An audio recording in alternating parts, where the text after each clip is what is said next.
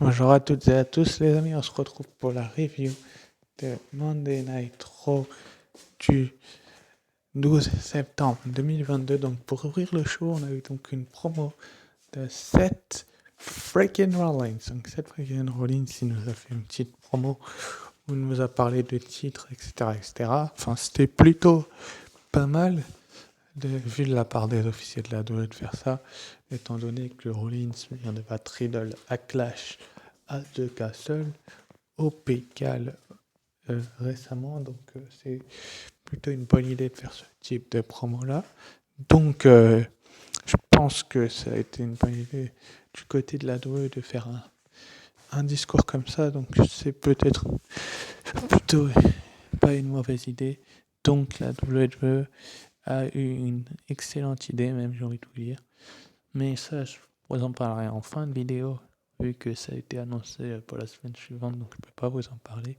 Et il a été interrompu par Riddle qui s'est encore plaint qu'il voulait une revanche, etc., etc. Finalement, ils ont commencé à se battre tous les deux, puis le jugement est arrivé, et finalement, du coup, on a eu l'officialisation d'un match entre Finn Balor et Riddle. Finn Balor, Riddle, un match, comment je peux vous expliquer ça? Plutôt, on va dire, correct, parce que j'ai vu des trucs à peaufiner, à améliorer, que beaucoup de personnes n'auraient pas pensé forcément améliorer,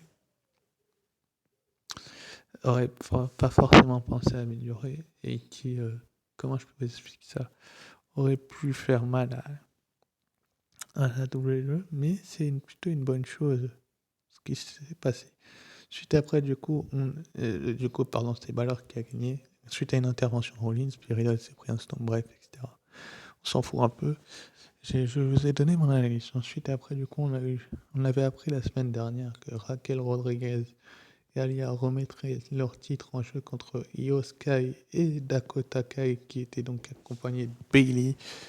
Comme vous pouvez le voir sur cette photo, Bayley était bien dans le coin de Dakota Kai et de Io Sky, ou Io Sky, je sais pas comment on dit. Bref, on peut l'appeler aussi Yoshirai si vous voulez. Ça peut faire plus simple, vu que Yoskai, ça veut dire Yoshirai en fait, c'est du japonais. C'était plutôt pas mal vu de la part des officiers de la WWE. C'est donc Io Sky et Dakota Kai qui sont devenus les nouvelles championnes par équipe de la WWE. Là, j'ai du mal à comprendre en fait. Tu donnes les titres à Raquel Rodriguez et à Alia en finale du tournoi, même s'il y a eu distraction, etc., etc. Enfin, il y a eu erreur sur le tombé.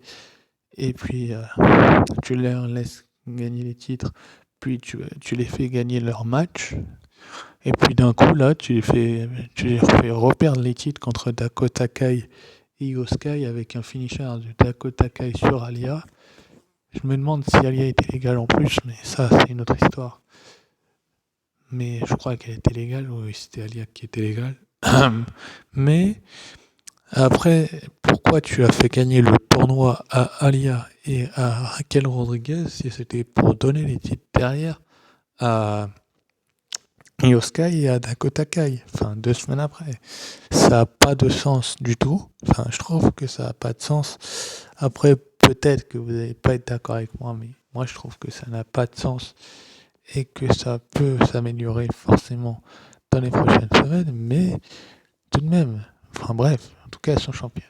Et on ne peut pas revenir là-dessus et je suis un petit peu déçu du résultat de ce match. Du coup, ensuite, après, on a eu donc les débuts sur le ring de Johnny Gargano qui a donc affronté Chad Gable, si vous voyez qui c'est sur l'image, bah, c'est un ancien médaillé olympique tout simplement. Mais pour ceux qui ne le connaissent pas, c'est celui sur l'image qui se prend le coup de pied. Gargano est dans le coin, comme vous pouvez vous l'apercevoir. C'était le premier match de Johnny Gargano depuis son retour à la WWE. Mais ça peut aussi être une bonne chose que ce soit son premier match de retour. Enfin bref, il nous a fait une super promo il y a de cela 2-3 semaines. Je crois que c'était 3 semaines. Et du coup, là, il a remporté son combat de retour face à Chad Gable avec son un super kick, je crois. Et ensuite, après, il y a Théorie qui est arrivé, qui lui a mis un coup de mallette. Mais ça, c'est pas grave, c'est la même chose, je vous en parlerai à la fin de la vidéo. Mais superbe victoire de Johnny Gargano. Ensuite, après, du coup, donc, on a eu un Open Challenge donc, de la championne d'Euro Bianca Belair, qui était donc sur le ring pour tout simplement lancer son défi ouvert pour son titre de championne d'Euro. Le défi ouvert qui a forcément une saveur un peu particulière quand tu sais que tu viens de perdre un match à 6 et que tu es en rivalité. Finalement, c'est Sonya Deville qui l'a accepté ce défi ouvert. Et comme vous pouvez le voir sur cette jolie image, Bianca Belair avec son KOD est parvenue à conserver son titre. Vous allez me dire que ça paraît logique qu'elle conserve son titre, mais on ne sait jamais, un défi ouvert, ça aurait pu être un retour qui aurait surpris Bianca Belair et elle aurait perdu le titre. Du coup, ça aurait pu être, je sais pas moi, une Sasha Banks, une Naomi qui a accepté. Là, c'est Sonya Deville, 3 débarquée de SmackDown, qui s'est ramenée. Le match était plutôt bon parce que, on va dire ça comme ça, en tout cas, ça s'est donné plein la tête. Enfin, elles ont vraiment tout donné toutes les deux. Et c'est finalement du coup Bianca Belair qui a remporté la victoire avec son KOD en plein centre du ring. C'était en rencontrant une espèce de soumission de Sonya Deville. Elle est passée par-dessus avec l'aide des cordes. Et du coup, derrière, elle l'a attrapé KOD en plein centre du ring. 1, 2, 3, Bianca Belair renoue avec la victoire. J'ai envie de vous dire tant mieux parce que son règne, elle avait enchaîné les victoires jusqu'à que Bayley la batte. Elle était invaincue depuis un petit moment, un petit peu à l'instar de Roman Reigns. C'est Bayley qui a été la première à lui faire le tomber. On verra bien qui sera le premier pour Reigns, mais c'était plutôt une bonne idée de lui laisser le titre. Ensuite, après, du coup, derrière, on avait donc Damage Control. Enfin, Bayley est arrivée et elle lui a dit qu'elle avait toujours le défi de Bianca Belair en tête. Et voilà, quoi, et qu'elle y pensait. Puis finalement, Io Sky et Dakota Kai, les nouvelles championnes par équipe, sont arrivées. Elles se sont mises à 3 contre 1 contre Bianca Belair. Franchement, c'est logique qu'elles aient le dessus au début, mais après, est-ce qu'elles auraient pu avoir le dessus plus longtemps? Ça, j'en sais rien du tout. Je peux pas vous le dire, les amis. Tout ce que je sais, c'est que Bianca Belair s'est bien fait démolir par les 3 à 3 contre 1. Et que, voilà, quoi. C'était dommageable parce que Bayley n'arrive pas à s'en sortir toute seule face à Bianca Belair. Et elle parle d'ego de Bianca Belair, mais là, c'est un petit peu elle qui est égoïste en s'en prenant 3 contre 1 contre la championne d'Euro, Bianca Belair. Donc, c'était plutôt pas mal vu de la part des officiels là, que de s'en mettre plein la tronche. Oui, que Bianca Belair s'en prenne plein la vue et que finalement elle se retrouve au tapis. Et derrière, du coup, c'est Alexa Bliss et Asuka qui se sont ramenés pour faire le sauvetage. Donc, Alexa Bliss a fait un DDT à Dakota Kai, il me semble, oui, c'est ça. Et Asuka a fait un kick à Io Sky. Et Bianca Belair a fait un spine poster à Bayley. Et donc, elles ont célébré toutes les 3 ensemble. Du coup, est-ce que la rivalité va reprendre? Très très certainement. Enfin, du côté d'Extreme Rules, il y a de très fortes chances que Bianca Belair défende son titre contre Bayley et Alexa Bliss et Asuka sont à nouveau dans la course au titre par équipe. Enfin, c'est mon avis, les amis. Je pense que Alexa Bliss et Asuka vont se diriger vers les titres par équipe féminins que Dakota Kai et Io Sky viennent de remporter. C'est plutôt une bonne chose d'ailleurs et c'est plutôt sympa. Suite après, du coup, donc on a eu Omos qui s'est retrouvé face à des catcheurs locaux, donc deux jobbers. Il les a littéralement démolis. Mais franchement, les amis, est-ce que vous pensez vraiment que Omos il a besoin d'avoir ce type de rencontre face à ce type d'adversaire? Moi, personnellement, je n'y crois pas vraiment. Donc, c'est peut-être une mauvaise chose ou ça est peut-être une bonne. Donc, finalement, la victoire d'Omos, qui a effectué son retour d'ailleurs, était plutôt correcte vu qu'il a fait son finisher au Jobber et qu'il a fait le tomber sur les deux en même temps.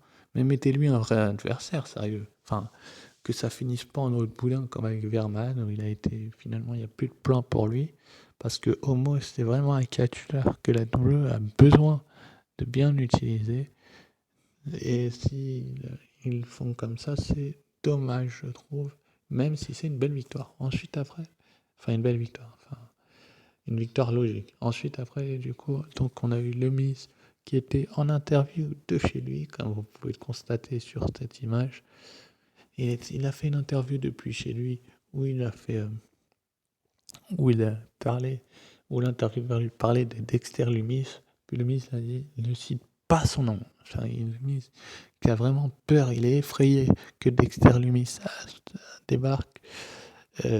Peut-être que Dexter Lumis a regardé, d'ailleurs, il regardait bien à la fenêtre, comme on a pu s'en apercevoir finalement.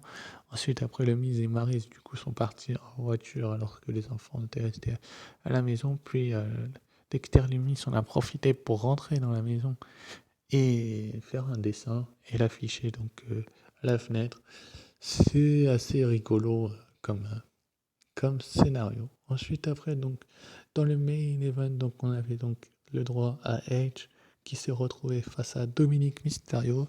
Faut savoir que je commence à adorer le Judgment Day. Le Judgment Day qui est une grande équipe que la WWE sait ce qu'elle fait pour tout simplement les mettre sur les devants de la scène. C'est plutôt une bonne chose que le Judgment Day soit aussi mis en avant. Edge et Dominique qui ont livré un super match. Finalement, Edge s'apprêtait à faire un spear à Dominique qui était accroché sur le coin du ring, mais Rey Mysterio s'est interposé.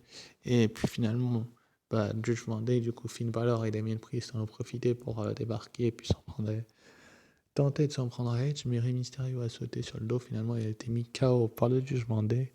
Puis le Judgment Day s'est donc acharné sur le genou d'Edge, déjà blessé la semaine dernière. Comment je peux vous expliquer ça? Edge qui a pris cher sur sa jambe, et on peut le comprendre. Espérons que ce soit pas trop grave et qu'il soit pas absent trop longtemps. Parce que franchement, le Judgment Day pourrait mettre un terme à sa carrière. Mais en tout cas, Dominique a perdu. Je retiens ça surtout, c'est que Dominique perd, mais il perd par disqualification, donc ça le décrédibilise pas vraiment. Et c'est plutôt une belle victoire pour Edge, qui se venge, et voilà. Ensuite, après, du coup, donc on a appris que la semaine prochaine, suite au segment qu'on a eu durant le show, nous aurons le droit donc à un match entre Kevin Owens et Theory. Donc Kevin Owens qui est, après que Theory a mis un coup de mallette à Johnny Gargano après son match, est arrivé, et puis ils ont commencé à s'embrouiller, ils ont commencé à lui expliquer comment il serait champion, comment il deviendrait champion, etc.